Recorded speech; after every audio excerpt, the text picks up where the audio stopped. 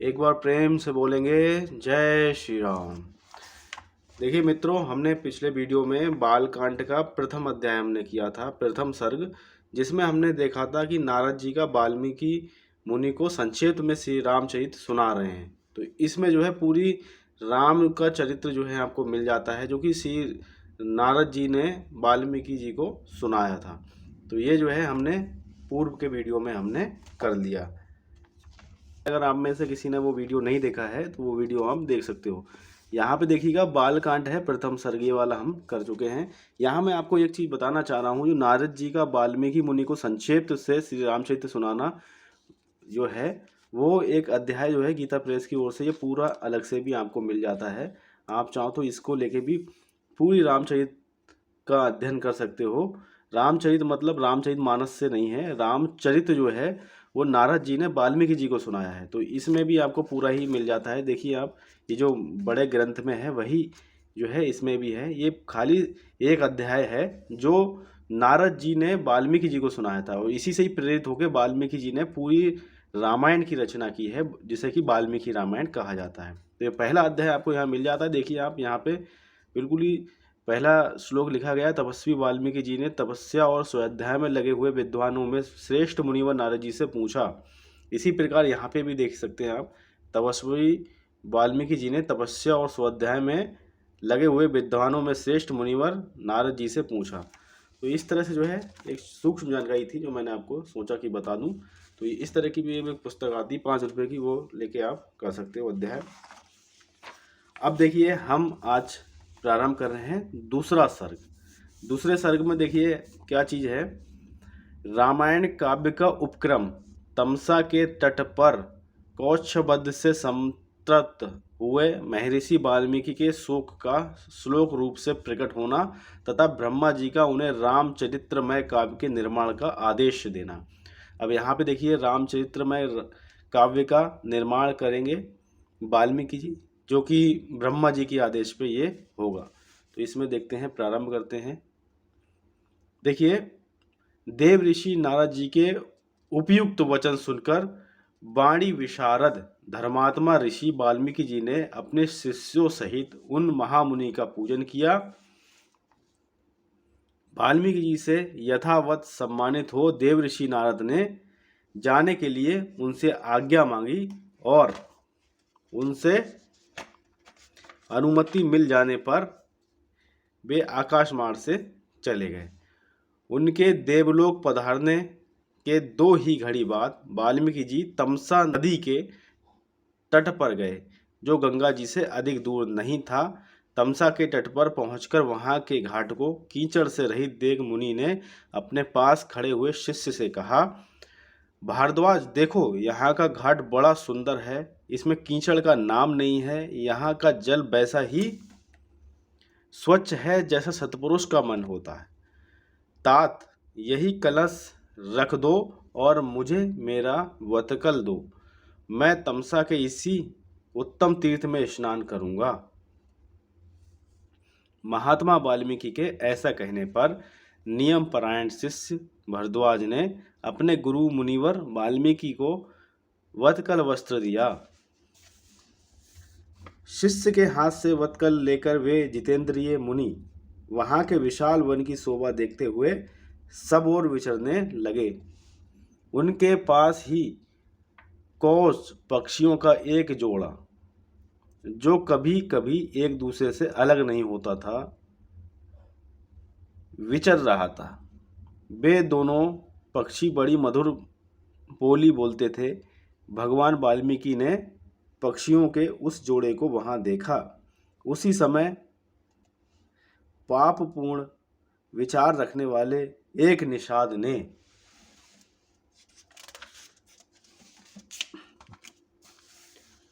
जो समस्त जंतुओं का अकारण वैरी था, वहां आकर पक्षियों के उस जोड़े में से एक नर पक्षी को मुनि के देखते देखते बाणों से मार डाला। वह पक्षी खून से लथपथ होकर पृथ्वी पर गिर पड़ा और पंख फड़फड़ाता हुआ तड़पने लगा। अपने पति की हत्या हुई देख उसकी भार्या कौशी करुणाजनक स्वर में चित्कार कर उठी, उत्तम पंखों से युक्त वह पक्षी सदा अपनी भार्या के साथ साथ विचरता था। उसके मस्तक का रंग तांबे के समान लाल था और वह काम से मतवाला हो गया था। ऐसे पति से वियुक्त होकर कौरसी बड़े दुख से रो रही थी। निषाद ने जिसे मार गिराया था, उस नर पक्षी की वह दुर्दशा देख उस धर्मात्मा ऋषि को बड़ी दया आई। स्वभावतः करुणा का अनुभव करने वाले ब्रह्म ऋषि ने ये अधर्म हुआ है ऐसा निश्चय करके रोती हुई कौरची की ओर देखते हुए निषाद से इस प्रकार कहा,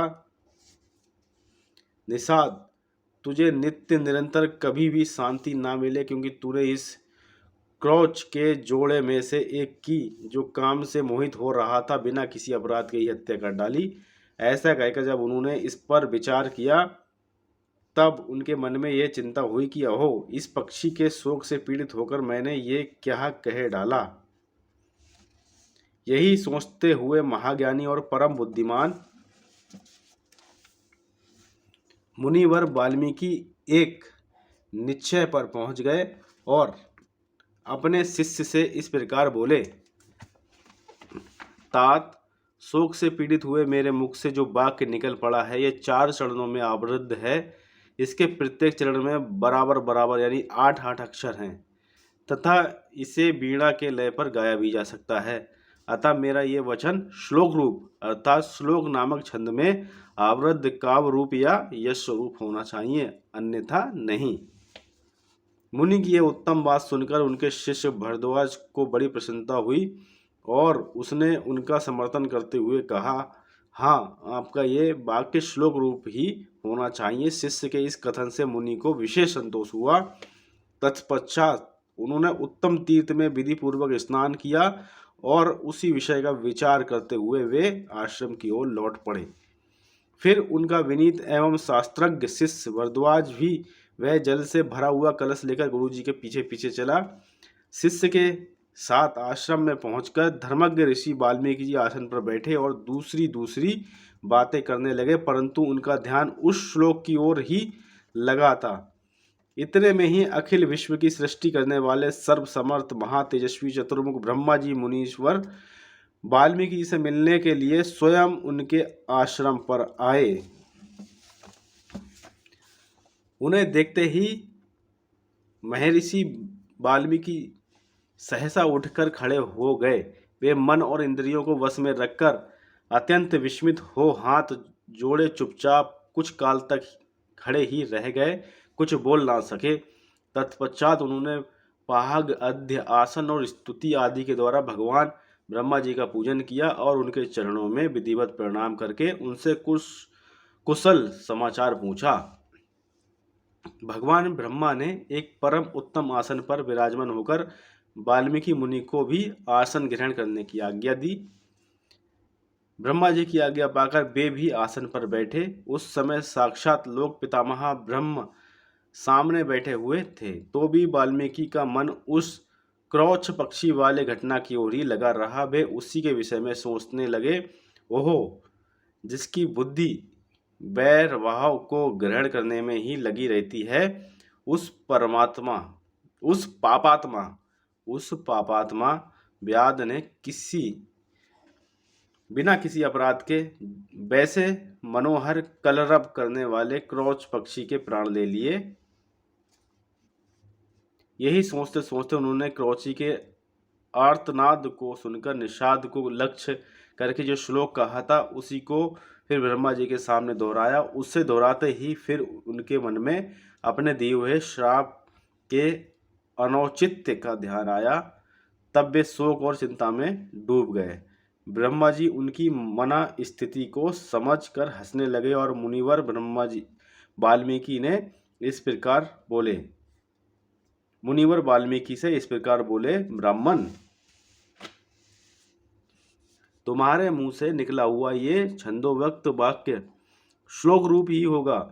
इस विषय में तुम्हें कोई अन्यथा विचार नहीं करना चाहिए।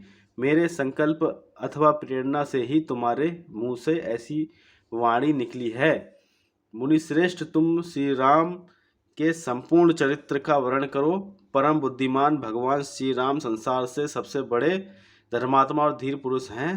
तुमने नारद जी के मुंह से जैसा सुना है उसी के अनुसार उनके चरित्र का चित्रण करो।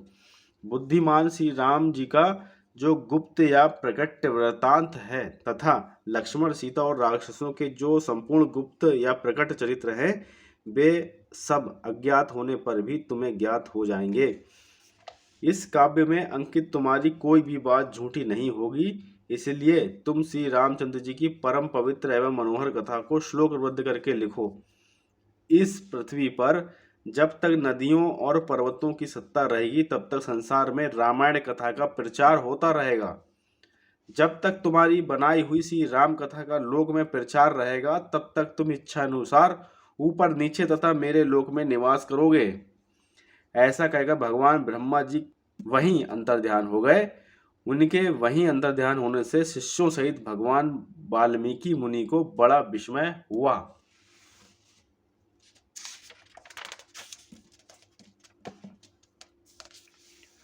तदनंतर उनके सभी शिष्य अत्यंत प्रसन्न होकर बार बार इस श्लोक का गान करने लगे तथा परम विस्मित हो परस्पर इस प्रकार कहने लगे।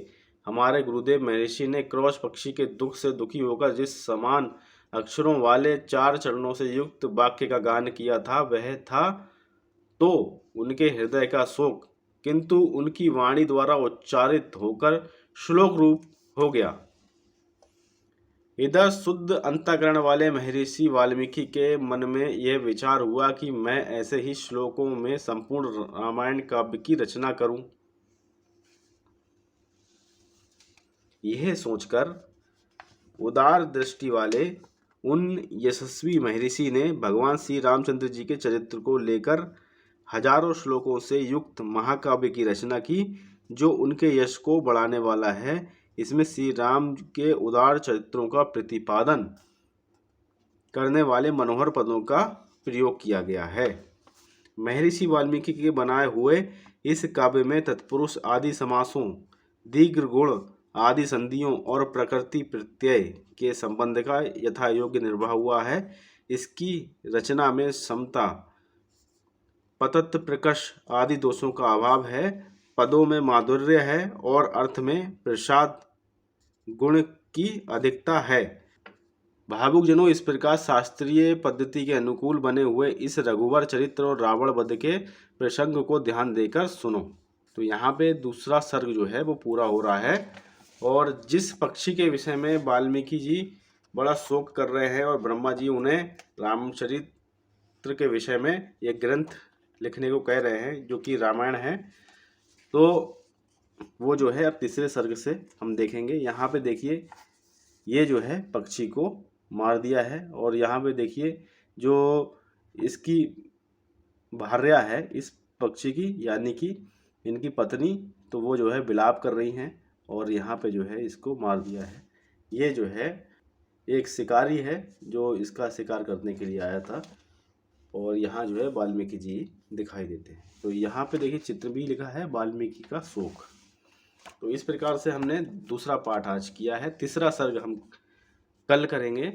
वाल्मीकि मुनि द्वारा रामायण काव्य में निर्वृद्ध विषयों का संक्षेप से उल्लेख, ये पढ़ेंगे कल। तो एक बार प्रेम से बोलेंगे जय श्री राम।